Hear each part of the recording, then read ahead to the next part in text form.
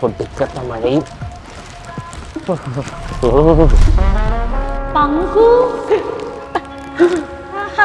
മഴയത്തൊന്ന് കയറി പ്രളയത്തിലേക്കായി പോയി ചേച്ചി.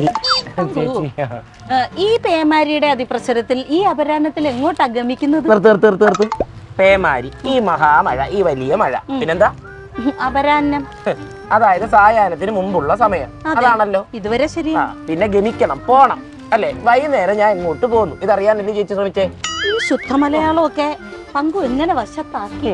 എന്റെ ചേച്ചി, കഴിഞ്ഞ തവണ നമ്മൾ കണ്ടപ്പോ നമ്മൾ എന്താ പറഞ്ഞേ? നമ്മള് ഗജനിമീലനം പറഞ്ഞായിരുന്നു. അതൊന്നും പങ്കുവിനെ അറിയത്തില്ല. ചേച്ചി വേറൊരു കാര്യം മറന്നു. സൈലത്തിൽ പഠിക്കാൻ, ചേർന്ന് പഠിക്കാൻ. പഠിക്കുക മാത്രല്ലേ ചേച്ചി, സൈലത്തിന്റെ റാങ്ക് ഫയൽ കേട്ടിട്ടുണ്ടോ?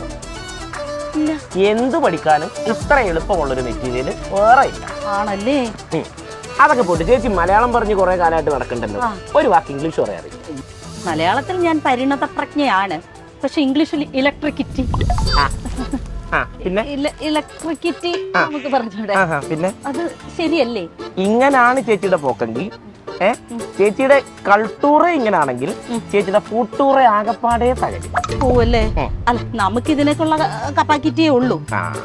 ഓ, പങ്കു ഇനി ഇതിന് വലിയ പബ്ലിക്കിറ്റി ഒന്നും കൊടുക്കാൻ നിൽക്കണ്ട കേട്ടോ. ഞാൻ ഒരു കിറ്റിയും കൊടുക്കുന്നില്ല.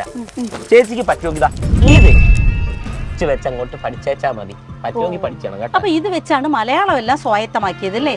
എനിക്കിതിലെ ഇംഗ്ലീഷ് വേണം. എനിക്കും ഇംഗ്ലീഷിൽ പ്രാവീണ്യം നേടണം. ഓ ചേച്ചി, ഇത് ഒറ്റ സാധനം മതി, നമ്മൾ പൊളിക്കും.